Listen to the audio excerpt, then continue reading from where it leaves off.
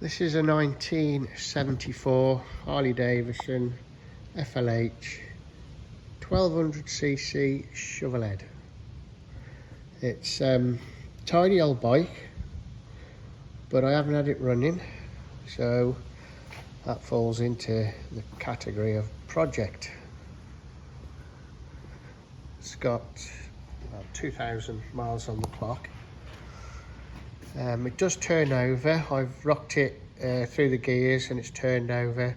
The starter motor is turning it over, but very slowly, even on a boost, so there's something wrong with it there. I've selected all the gears. The brakes aren't working. In fact, there isn't one on the front, even though it's got the lever.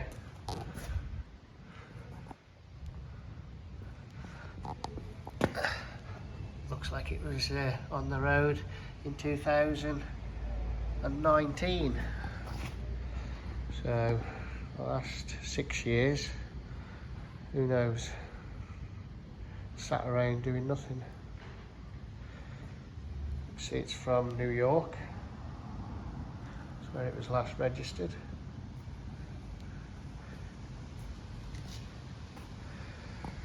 So it's a Shovelhead project. It's got potential. Check it out on eBay or the website.